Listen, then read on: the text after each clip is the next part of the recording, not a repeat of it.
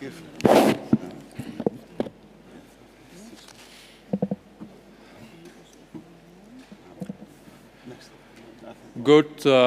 morning. Hello. Warm welcome to this session briefing on the Gaza crisis. My name is Mirek Dušek. I am with the World Economic Forum. This session could not be more important to the overall gathering here at this special meeting in Riyadh.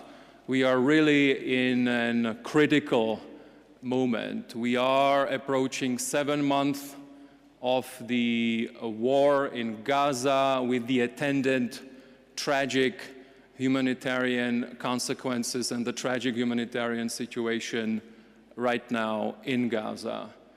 We are also gathered here while we are reading in the news also about the yet another round of negotiations that are also kindly driven or facilitated by Egypt and also by Qatar between Israel and Hamas on the cessation of hostilities, the release of hostages, end to the violence. And we are here also in the context of a lot of diplomatic activity. So we are here in Riyadh. You may have seen, in addition to the illustrious panel that is here with us today, we have a number of foreign ministers from within this region, as well as G7 countries, including Secretary of State Blinken, who will be joining this gathering later today. So really a critical moment. Now, the purpose of this session is really to shed light on the situation that is here and now in Gaza, to really understand from the different stakeholders that we have here the situation, but also maybe touch upon some of the early recovery conversations that need to be had despite the dire situation right now. And of course, we all know that this is set in a larger diplomatic framework that hopefully can be resurrected for a peaceful solution in the future. So for this conversation today, I am joined by really an outstanding panel of leaders. Let me introduce them. I have the honor to have with us here on the panel Mustapha Mdebouly, Prime Minister of Egypt. A warm welcome, Mr. Prime Minister. We can also... thank you.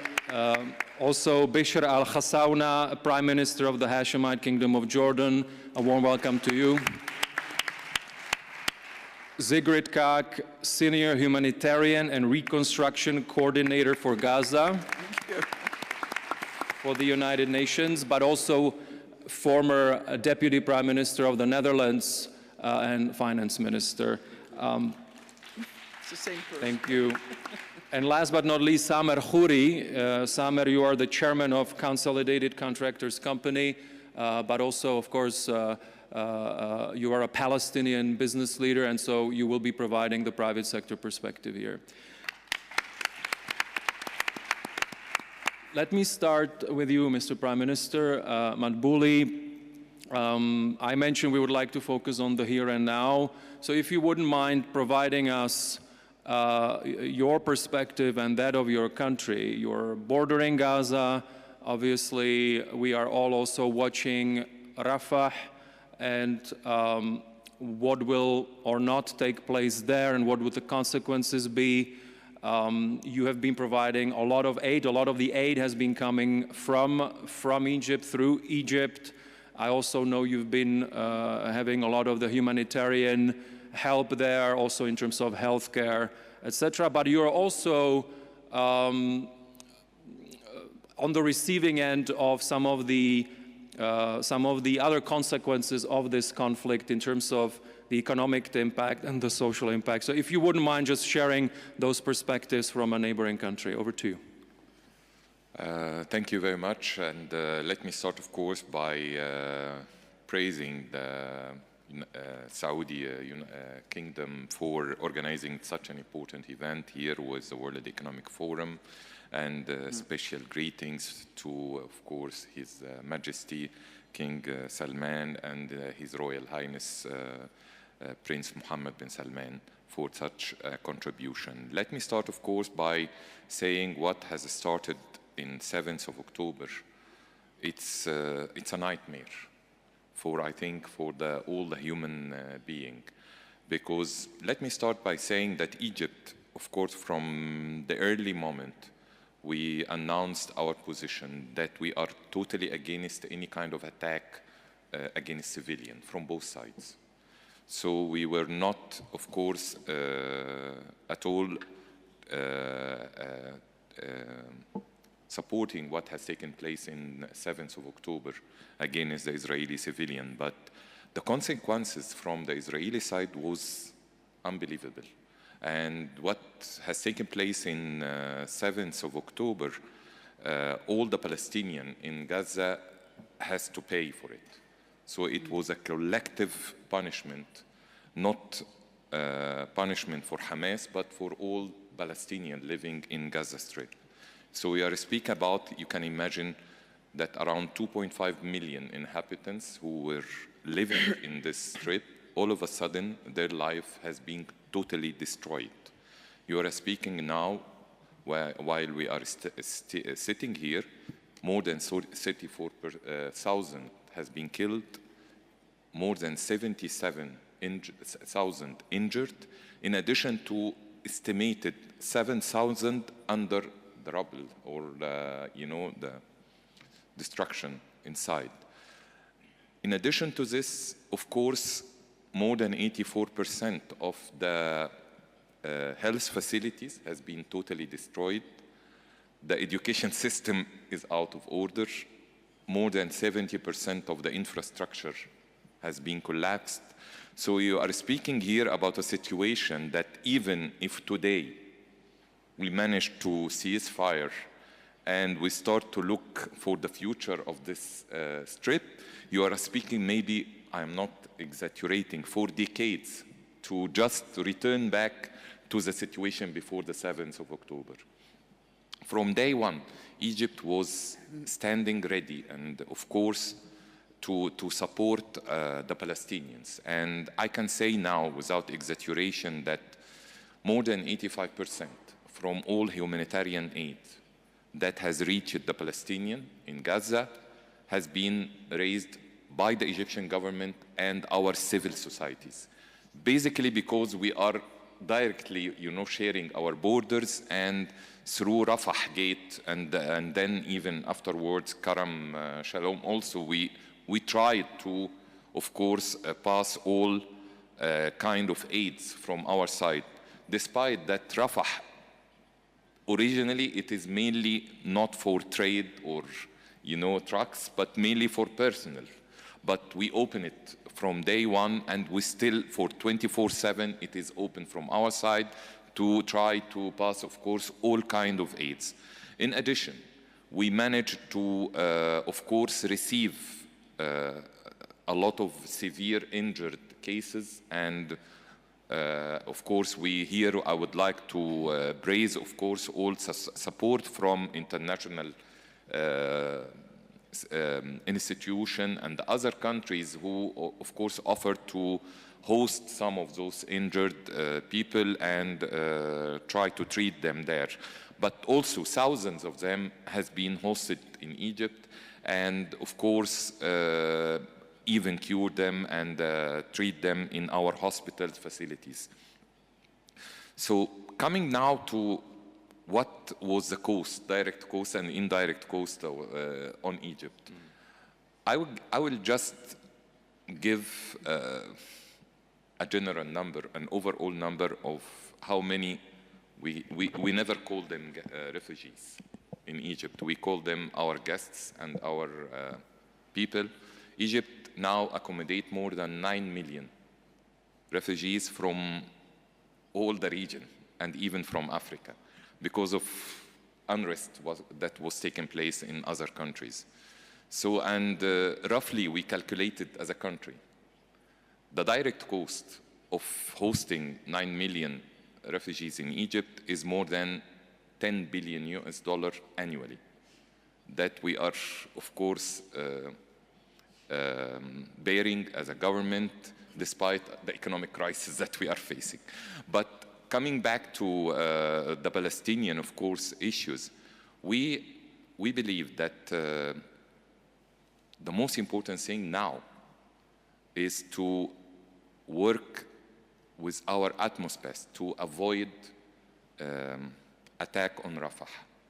Because the situation now in Rafah, that you have more than 1.1 million Palestinians who has been displaced from North and Middle Gaza to Rafah, in addition to already 250,000 original inhabitants. You are speak about between 1.3, 1.4 million Palestinians who are now scattered and distributed on the borders between Egypt and Rafah now.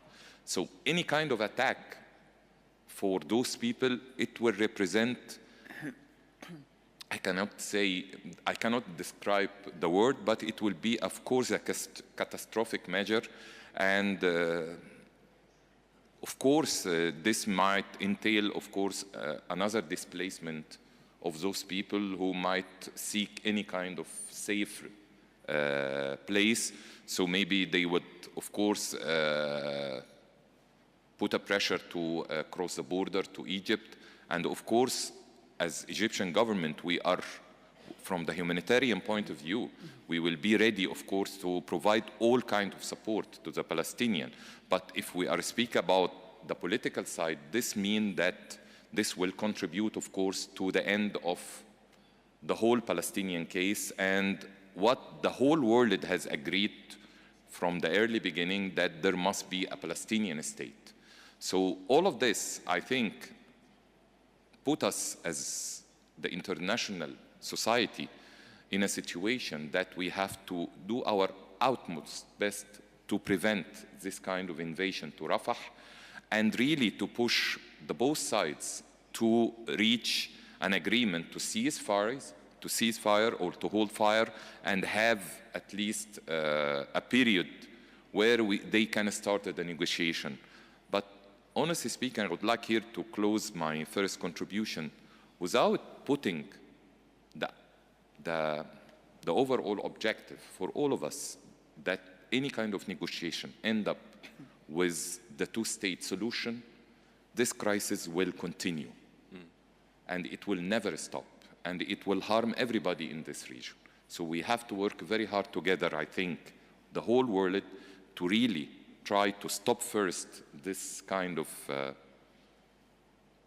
unhuman, of course, attacks on Gaza, but we have to work for the more, long-term objective of having the two-state solution. Thank you. Mr. Prime Minister, thank you so much. Maybe just a quick follow-up from me to you. I did mention at the beginning that, of course, we are all reading about the negotiations between Hamas and Israel. To the extent that you can share, what is your current reading? Of course, we are hosting this kind of negotiation between the two parties, and there is progress, of course, on certain issues, but still there is fundamental issues that there must be a sort of compromise from both sides to accept, so that we can reach a solution. Again, I think in my analysis, the situation is more complicated because of the internal political setup in both sides. I'm speaking here about Israel and Hamas. Okay. Because if you make this kind of evaluation or analysis, you will find a lot of pressure internally in both sides not to reach any kind of compromise. And this is what makes it very hard, because here you are not speaking, unfortunately, I'm going to say it like this, you are not seeking the optimum and, and right solution that maybe can achieve the public interest for everybody. You are speaking about your own agenda that you don't want to tolerate, despite that it's not maybe unfair. So I just wanted to explicit this issue, and this is the moment. At this moment, this is what we are facing, and this is what we are trying to do our utmost best, really, to convince both sides to reach this. Because only if we manage to do it, this will stop, of course, the Rafah attack. I just wanted to add something that, of course, had severe direct impact on Egypt. I'm speaking here about the economic, of course, spillover. Just to give you numbers, of course, the revenues of the Suez Canal, because of the global trade, has been cut by more than 50% in this last 4 months. Of course, this has, of course, had a negative impact on our economy, but again, our most important objective now is how to reach a settlement between the two sides so that we can enter in the process agreement, in peace agreement. Thank you. Thank you so much, and also thank you to you and Egypt for all your diplomatic efforts there. It's really appreciated. If I could move to Prime Minister Khassauna of Jordan, a similar question. Obviously, a big stakeholder country. Help us understand for the here and now on the situation in Gaza. What is your reading, but also what is Jordan? We all know, of course, there is a lot of aid also and a lot of efforts from the part of Jordan. So help us understand what is going on. It would also be good because, of course, this is not done in isolation. So this crisis has tremendous impact also on the overall Palestinian economy, including the West Bank. There have been, of course, its impact on, for example, the persons that are able to work elsewhere. So some of those incomes are no longer panning out in the Palestinian economy. How do you also view that, given also the fact that, for example, a number of private sector entities, including the some of the Jordanian banks, are also very active in the Palestinian economy? Over to you. Thank you so much, Merrick. It's a pleasure and honor to be with this distinguished panel. And let me just quickly echo what Prime Minister Mudbuli kicked off his valuable comments with by, again, reiterating our gratitude and thanks to Saudi Arabia for hosting this important event, and particularly to the custodian of the two holy sites and Crown Prince Mohammed bin Salman. This is indeed an extremely timely event at a very interesting, challenging, and perhaps depressing time. And yes, a lot of diplomatic activity is underway, and the epicenter of this diplomatic activity is the continued Israeli aggression on Gaza and the potential for a catastrophic impending additional aggression and operation in Rafah, which by all standards will be a catastrophe that adds on to a catastrophe that has led to conditions close to famine in Gaza and to numbers of deaths and injuries and civilian destruction and reconstruction that is estimated to be in the vicinity of $18.7 billion, which is around 93% of the GDP of Gaza and the West Bank in the preceding years. And this in itself is quite horrific, with an entire decimation of the medical infrastructure in Gaza, the educational infrastructure in Gaza, both at the level of universities and at the level of schools. The fact that today we have around 180 women in Gaza daily giving birth in the midst of rubble, and an estimation by a lot of UN and humanitarian agencies that 1.1 million children require psychological treatment and assistance and help as a result of the wreckage that we have seen and as a result of the trauma that they have been witnessing. On the Arab side, really, the Arab side moved quickly post October 7 to reiterate what is an unequivocal Arab position in fundamentally rejecting the targeting of civilians wherever they are and whoever they might be. And this is a long-standing Arab and Jordanian position. What followed and what ensued is quite catastrophic, and fundamentally it does tick the box, regrettably, of each and every definition that me, as a student in law throughout my educational career, it ticks the boxes of war crimes, grave breaches, violations of international humanitarian law, and a whole range of of international humanitarian legal literature and principles and standards that had it been not for the protection that is accorded partially and that's luckily perhaps now diminishing, it's simply and easily just shameful. This problem did not begin on the 7th of October.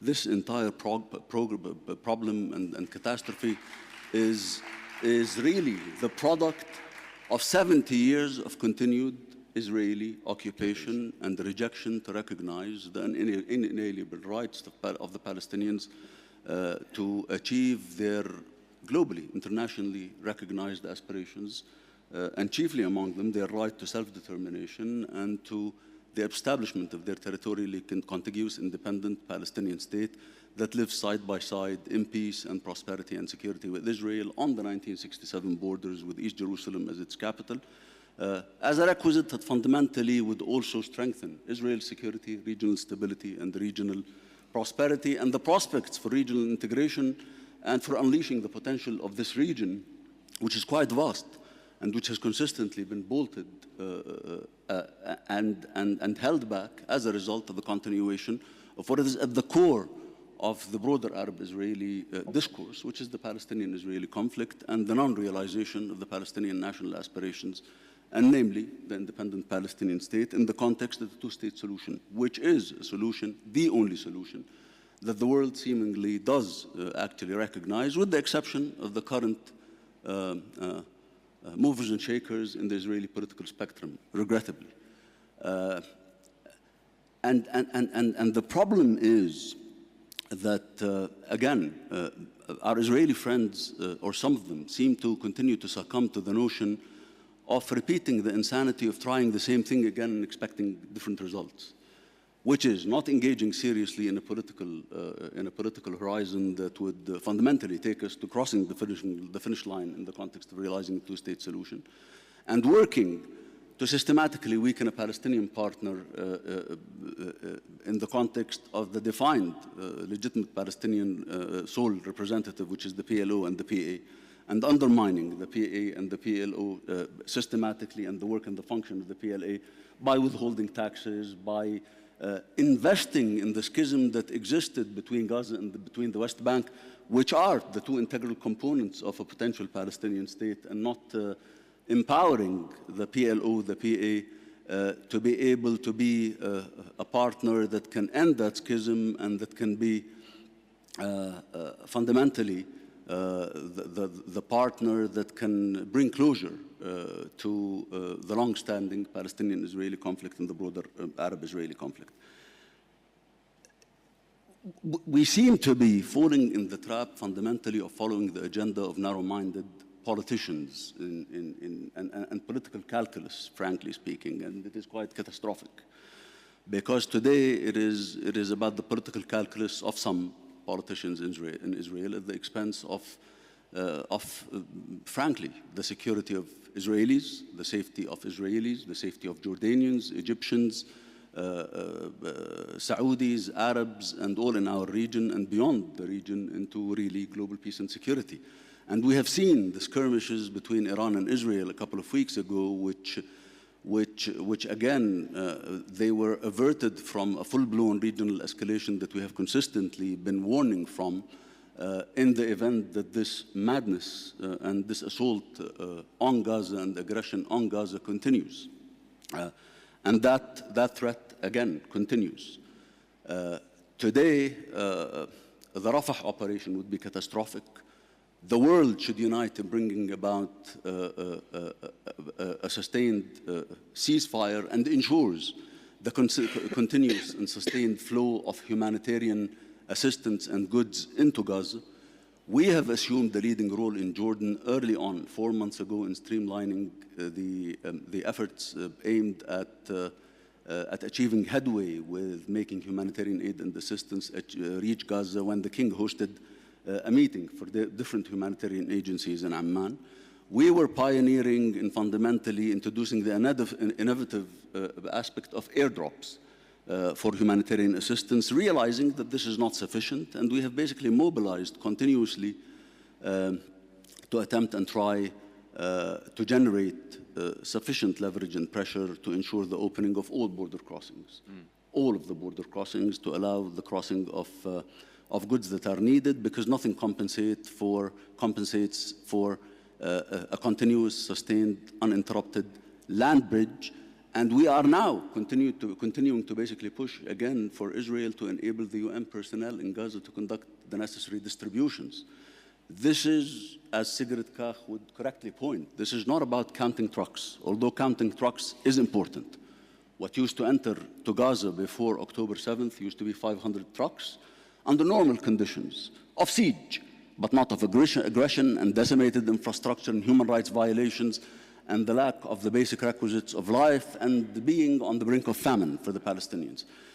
Today, we have an average of 320 trucks that basically are going in theoretically, but in practical terms, we really don't know whether there is an effective, efficient, and safe distribution system. The only distribution system that can work, that can be efficient, is that is associated with the UN system, with the UN personnel, with the different UN agencies and organizations operating in Gaza. And that's why Israel has to really enable the UN system to function and work to ensure the sustained and sustainable flow of the goods that are carried on those trucks. And the estimate is that this sustained, uninterrupted flow will have to be in the vicinity of probably double the original number of the 500 trucks, and for many, many months to come, so that it can meet the basic requisites of the humanitarian catastrophe that we see in Gaza today. Today, some of the Israeli politicians are basically taking us in the direction of focusing only on having an operation in Rafah or not having an operation in Rafah. An operation in Rafah will be catastrophic, but this is not the epicenter of the issue. Today, what we need to see fundamentally is definitely no operation in Rafah, definitely a ceasefire, and definitely moving and shifting away from a thought process that attempts the day after, when we get to that point, of just attempting to manage the situation and to manage Gaza. What we have to look at is an irreversible pathway towards realizing the two-state solution in the context of irreversible steps that would materialize and crystallize the two-state solution, so that we are not in this bind again in a couple of years, and in a manner that would fundamentally, again, drag the region and perhaps the entire world into further tension and endanger global peace and global security. Economically, of course we're touched, and we're severely touched. We have a drop in our general revenues and a tendency and an increase and an inflationary uptick as a result of the tensions in the Red Sea and the association of that with the increase of the premiums of insurance on ships that are crossing from the Red Sea, and the diversions that are taking place as an alternative route to the Cape of Good Hope, and also the increase in cost associated with that, which has fundamentally doubled or tripled from Southeast Asia, almost doubled from Europe and from America. Again, today, the focus is really to end this Israeli aggression, to bring about a credible political pathway that's irreversible, that takes us to the two-state solution, because this is what will entrench regional peace, regional security, and regional stability, and frankly, to empower the Palestinian partner, which is the PLO and the PA, to be able to, again, satisfy the needed grievances and aspirations and legitimate aspirations of the Palestinian people, but again, to take this region into fundamentally a closure on the Palestinian-Israeli side through the materialization of the two-state solution, to unleash and unlock the full potential of this region, which is vast, and which we have basically seen in the context of what is presented in conferences such as the one that's hosted by our gracious host in Saudi Arabia today. Thank you. Mr. Prime Minister. Thank you so much. If I could just have a very quick follow-up, if you wouldn't mind addressing it briefly. Of course, I know we don't have a representative here of the Palestinian Authority, but also just to understand your perspective on what this means for particularly the West Bank economy, how fragile it is right now as a result of this crisis. Sometimes what's missed when we focus on the ongoing catastrophe in Gaza And I think the sheer size of that carnage and catastrophe is probably deviating us from focusing on what's going on in the West Bank. And what's going on in the West Bank in terms of settler violence, in terms of economic conditions, in terms of lost opportunity, in terms of transgressions on the Palestinians, in terms of even killings and deaths. 509 people were killed in the West Bank. This is basically a record number in many, many, many years. Home demolitions and those who have been evicted from homes in the West Bank since the 7th of October numbered around 280, as opposed to an already horrific monthly record of 128 prior to that. So the West Bank, the increased settler violence in the West Bank, the loss of economic opportunity in the West Bank, the withholding of the tax collections that the Israeli government levies on behalf of the Palestinian Authority, the loss of job opportunities, is all creating dire conditions there that we realize are quite significant and serious and are not sufficiently focused on as a result of what's going on in Gaza.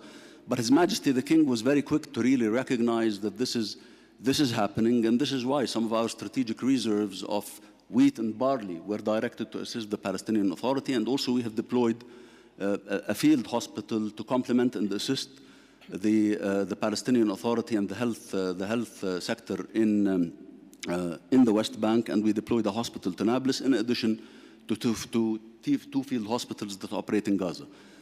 Yes, the economy in the West Bank is quite dire, and again, this is directly attributed to the disempowerment of the supposed partner systematically by some of the Israeli government that is occurring, and that is fundamentally, again, done by default, but most likely purposefully. And I hope that basically we move into a more wise approach that serves the Israelis, the Arabs, and the world at large. Thank you. Thank you so much. Let me move to Sigrid Kaak. You are responsible for the UN for both the humanitarian aspect, but also you are the reconstruction coordinator as well. So you're spanning both functions. You had a testimony to the UN Security Council. One of your, I think you have a regular testimonies there. So the last one, you called for a paradigm shift that is required in terms of addressing the humanitarian situation in Gaza. Could you please explain what you meant? Yeah, no, thank you very much. And of course, let me also express my thanks to the Kingdom of Saudi Arabia for hosting us and being here. I think a lot of the important points have been raised by both prime ministers of Egypt and Jordan. The paradigm shift is required when it comes to the scale-up, sustainability, predictability, and diversification of humanitarian assistance to Gaza.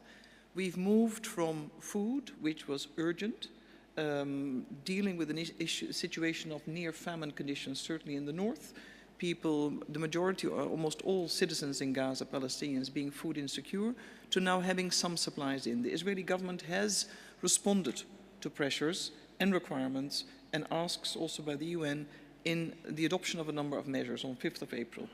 My ask is that much more is needed. And it is about what the Prime Minister said. We need to know what's coming, but we also need diverse goods. You cannot deal with the tremendous impact of this crisis on the civilian population with only flour or only limited types of goods. People need to have healthy produce, they need to have medication, they need to have access to treatment. Given the scale of destruction and the inability to reach, but also the level and the impact of the crisis on the civilian population, we're calling for this paradigm shift, and that's measurable. So we're not counting trucks, we're seeing what gets distributed and which types of assistance reaches people. That's quite a complex exercise because the ability to distribute in Gaza is still encountering a number of obstacles. Some practical, road repairs, where a tank can go, a truck cannot go. The behavior at checkpoints needs to alter. We need effective deconfliction. The example, I tend to wave my hands, very un-Dutch, but the tragic incident with the WCK that obviously led to the final pressure point is exemplary of what the over 200 humanitarian workers have faced, and they've lost their lives in Gaza. Another unprecedented number. You can correlate that to the high number of victims, women, children, and the elderly, and this goes on. So the paradigm shift needs to be in the focus of the now, the ability to actually reach people, but also if we look ahead.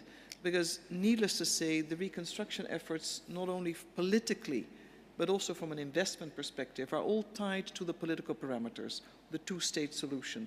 But from a humanitarian and from a human perspective, we cannot ask civilians to wait. Children need to be schooled.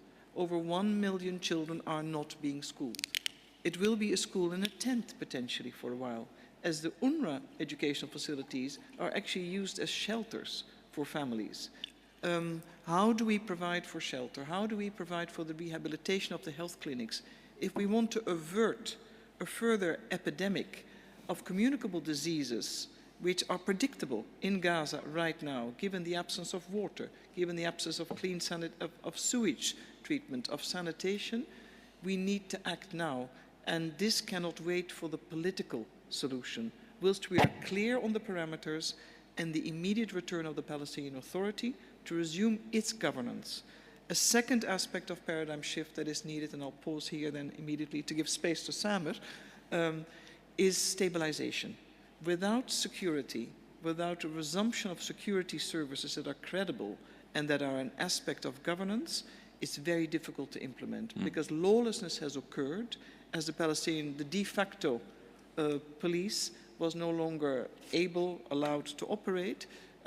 Despair of people took over, but also lawlessness. In a vacuum, there's always a filler. And in this case, it's criminal gangs, which increase prices that we've tackled. But we need governance of that. Security and security services are a key component. So the paradigm shift is in the now, but it's also looking towards the future, because ultimately, with the level of destruction and despair, and I've been to Gaza now 4 times. I intend to have my office there. I will be there very often because leadership is, I think, in being on the ground. People tell you that we feel like zombies. The mental health crisis is humongous. If we can't reach, if we're not there, we're not here for the now, but also the future, and create hope through investment, rehabilitation, and focus on the political effort, I think we failed the Palestinians countless times. And they deserve more. Human rights are for everybody all the time. Human beings are our fellow human beings. So political will is what's needed. We know we can move mountains with political will, and there is no substitute, neither investments nor humanitarian assistance. There is no substitute for political will, and that's what's required. Thank you.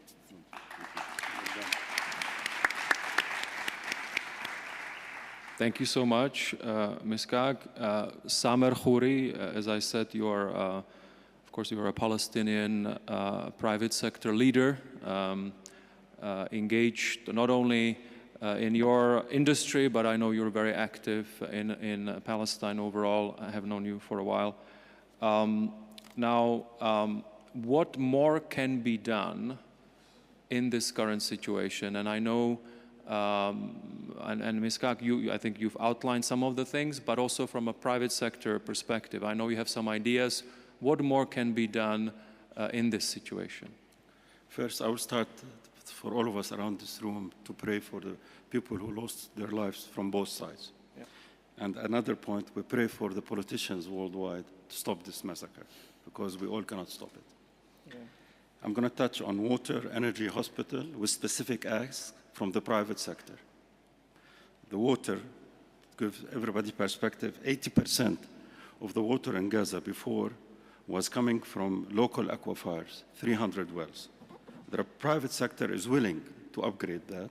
What we simply need is Israel to allow us to access and import certain material that we're not allowed to import. Second point, diesel. We all know there's very limited amount of diesel that goes into Gaza today. That's on water.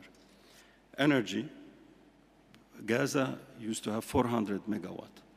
120 from Israel, 70 from the existing power plant, 40 from Egypt, 60 solar power plant. Allow us to bring back the 60. That's an immediate 60. And I was discussing with the Egyptian Prime Minister, let's make a task force to get back the 40 megawatts from Egypt. That's 100 megawatt. We can do that in a matter of weeks, not months. On the hospital, healthcare, only 8 out of the 40 hospitals. We are willing as private sector to partner with governments. Let's choose 10 hospitals, north, south, but the most important thing, Israel to allow us to import both the staff and the machinery. Yeah. So these are specific practical ideas. I hope through your good offices and your good office we can make task force to work on them. Yeah. If I may just add, please. A number of, indeed, the very specific proposals and requirements, I would say, Samer has outlined. We are definitely in discussion and in negotiation on that, because nothing will function without it. And indeed, when you look at the future, the so-called discussion on dual use will not allow for reconstruction. It needs to be restarted. We need everything to be allowed that is part of making Gaza livable again and have prospects for the future as part of the one state, which is Palestine in this case. Part of the two-state solution, but the one-state part, which is Palestine. So really using this moment also to think about the future in these efforts. Just to also share, we have had, of course, some pre-discussions also with other members of the Palestinian community here. And just to say also, for example, we know there is about 80,000 university students in Gaza right now that are unable to go to lectures. And so, of course, and I have also seen that there are many initiatives that are trying to connect them to other university institutions in the region or elsewhere for them to be able to continue at least online. Also maybe not known as much to the general public, but there is tremendous high-tech talent among the Palestinians. Actually, Gaza has amazing high-tech talent, should be more widely known. And so, of course, also how are we tapping that talent and those professionals that may be either in Gaza or elsewhere? How is industry and other institutions, are we innovative enough to reach out to those professionals and actually enable them not only to contribute to the economic life, but also, of course, make a living in this situation? So just to further on that, if I could, I did say that we would like to also touch upon a little bit the diplomatic outlook. If I could then just finish with the two prime ministers. Obviously, and if we look at how, for example, Mr. Blinken's visit was announced here, there are very explicitly also efforts to say, okay, this needs to be part of a wider diplomatic framework. Saudi Arabia is also part of that. You represent two countries that have been in diplomatic relations with Israel for a long time. And have personally, I think, have a lot of experience with this. So how do you see this latest effort in terms of this new diplomatic framework with then Saudi Arabia being involved? And we all know the framework. I would like to start with Prime Minister of Jordan and then finish with Prime Minister Mudbuli. Thank you so much, Marek. From what even Samer said and Sigrid Kach, it all really hinges on Israel having the effective control on Gaza to enable them to refunction and to rework, whether in the context of electricity, reconstructing hospitals, allowing a sustainable flow of goods and personnel and reconstruction of hospitals and electricity. It really all hinges on Israel enabling those infrastructures to function, enabling the private sector to function. I need to just basically maybe point to two things that are quite essential, and they're a cornerstone of fundamentally our policy in Jordan. We caution and continue to caution from Israel creating conditions that would fundamentally lead to either voluntary or forced transfer of population outside of Gaza and the West Bank in any direction outside Palestine, because this is basically something that will liquidate or aims at liquidating the Palestinian cause. And this is something that also constitutes violations that are clear and material breaches of the peace treaties that Israel has with Jordan, at least, and I'm sure with many other Arab countries. So this is definitely a red tape, and this is something that we will not accept and that we will not allow, because it constitutes a material breach of the peace treaty and because it's basically an attempt to liquidate the Palestinian cause and the prospects of a two-state solution. again, today about diplomatic activity. Repeatedly, the proof has been in the pudding. Management will not cut it. Attempting to short-circuit the Palestinian issue will not cut it. We have had a series of peace treaties, as you've correctly pointed, the Egyptian-Israeli peace treaty, the interim arrangements and the Oslo Accords that were interim in nature and that should have led to the two-state solution, the Jordan-Israel peace treaty, the peace treaties that were the product of the Abrahamic Accords between 3 Arab countries and Israel. And still, this did not in any manner, fashion, or way make the Palestinian issue go away, or usher in prosperity and unlock the potential of the region economically, as was anticipated in the context of what the end result of those peace treaties would be, which is really a region that lives in requisite conditions of prosperity, complementarity, economic complementarities, mega projects that are needed, a potential that's quite vast. You've mentioned IT, and absolutely, this is a region that basically you can create a lot of synergies, interdependencies, cooperative aspects that attend to challenges that are global in nature, climate change, or to basically tap into areas that provide vast potential, such as artificial intelligence, such as renewables. You cannot do that without fundamentally recharting a pathway that's political, that's irreversible, taking us into a two-state solution. Reconstruction, that you will not have appetite for commitment for reconstruction if the edifice that we attempt to resurrect collectively the day after the ceasefire, which is essential, and certainly really not allowing further adventures that are catastrophic, such as entertaining thoughts and ideas of a military operation in Rafah, where 1.3 million Palestinians are crammed, that will lead to a catastrophe. Really, what we need to do is to chart that political pathway in a context that's quite irreversible, that takes us to a two-state solution. Everyone has a role to play, and the Saudis have been leading since 2002 in embracing the Arab Peace Initiative, which fundamentally offers Israel comprehensive peace with all the Arab countries, and this was endorsed subsequently also by the Organization of Islamic States, and it offers Israel peace and cooperation with 57 Islamic states in return for peace and for the establishment of a Palestinian state in the context of a two-state solution that would also ensure undertakings by Arabs and by Muslims to satisfy all the legitimate security concerns that are real, that the Israelis have, and that we would be willing partners to entertain and to attend to and to secure, as we secure the collective security of our citizens and those that of the region and the global security at large. Thank you. Thank you, Mr. Prime Minister. And let me close this session with the perspective from the Prime Minister of Egypt on the diplomatic framework. Can we use this moment to finally get on a more sustainable diplomatic path to peace? Yes. I don't want to repeat what my brother here, Mr. Bishir Khosawna, has mentioned, but I would like to state a very clear statement. In 1948, the whole world has gathered to recognize the right of Israel to exist. At that time, the resolution mentioned there must be two states. I think it is now, not tomorrow, that the whole world should gather to recognize the right of Palestinians to have their own state. This is something against all what we have learned or heard from the West about human rights, about basic needs, about democracy, about anything that you were raising and adapting and pushing us to adapt in our regions. So it is now or never. I'm speaking seriously.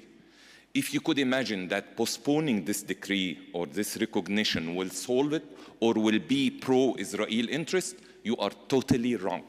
It will be against the future of Israel itself. You can never imagine what could happen in the future. You are speaking about a nation, a Palestinian nation, that has been raised for 75 years under aggression, occupation, lacking all kinds of basic rights to exist on their original land. So without having their أحسن. without having their own right, that in closed door, everybody recognizes it. But when it comes to reality and to have a solid situation, everybody is refraining. So come on. I think it's now the time for the world, if you would like really to have a serious solution in the region, because you can never imagine what could be the escalation in a couple of years of such kind of conflict. We have seen a prova, or what you can call it, between Iran and Israel in a couple of days. So what will be the situation for the whole world if a regional war will start? If you can imagine that you are far, you are in a very elusive situation. Everybody will be affected. So I think, again, it is today that we all together, we have to push for the two states solution, and then all kind of reconstruction and all kind of humanitarian aid, it will come. Thank you very much. Thank you, Mary. Mr. Prime Minister, Madam Kak, Samer, thank you so much for helping us shed light on what is happening right now in Gaza, but also for your strong contribution in terms of what is the horizon going forward. Thank you so much. Thank you. Thank you, man.